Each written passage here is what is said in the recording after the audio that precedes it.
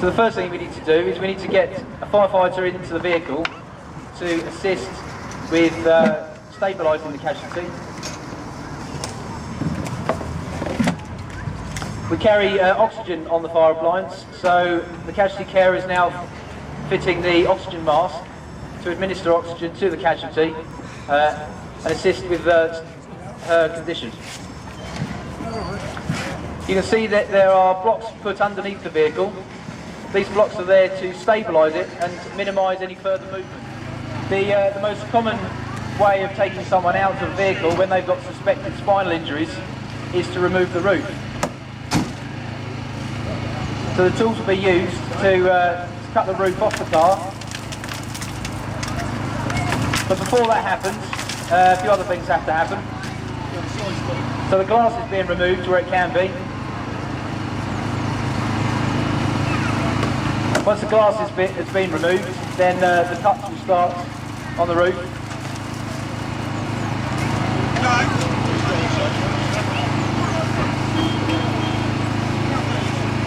The boot lid is going to be removed first. This will make the roof a lot lighter when it comes off. We always use a hose reel. We always run off the hose from the fire appliance. This is just in case anything untoward does happen with the vehicle. It's not quite like Hollywood. If a car crashes, it very rarely catches fire, but we do run out a hose reel just in case something does happen.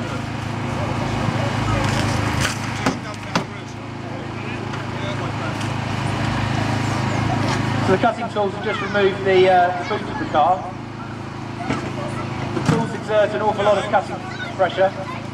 They can go through most metals.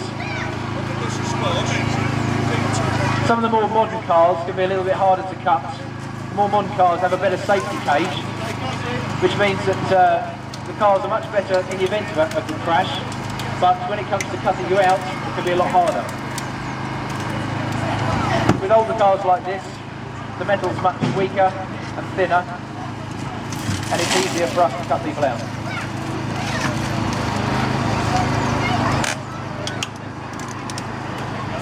So the first cut is just going in. It's going into what we call the B post. The posts we refer to as A, B and C. The A posts are the one by the windscreen. The B posts are the ones in the middle of the car, near the casualty's head. And the C posts are the one at the back, near the boot. So starting with a cut to the B post. They use the spreaders. We've got two tools. We've got spreaders and cutters.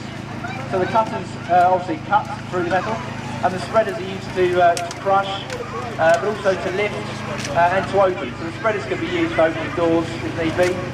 In this case, they've been used to squash the C-posts to make it easier for the cutters to go around and cut the C-posts off.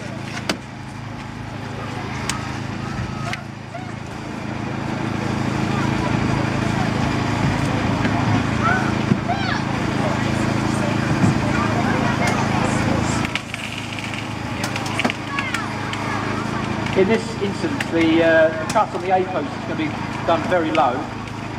The idea of folding the roof over the top. When the roof is folded over the top, the windscreen hopefully break near the bottom and come away in one piece. Of course, when a vehicle has been involved in a real accident, it's quite often a very different shape to this. Quite often in a real accident, the bumper will be nearer where the windscreen wipers are, and quite often the casualty's legs will be trapped.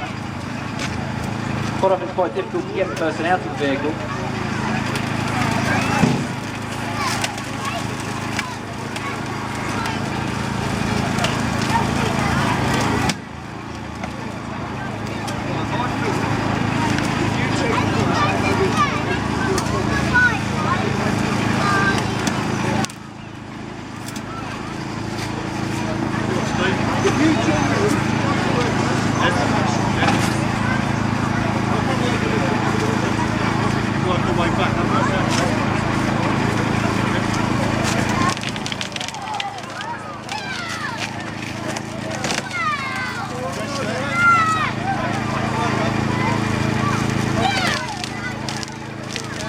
Okay, as you can see, the roof is being folded over the top. This technique is not usually done with a larger vehicle because of the size of the roof. But in this case, you can see the windscreen has come away from my feet.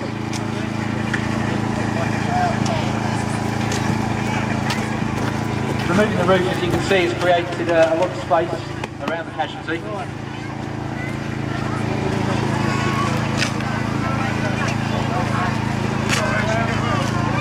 Okay, at this point the paramedics will come along with a longboard, and the longboard will be put down the back of the seat, between the seat and the casualty.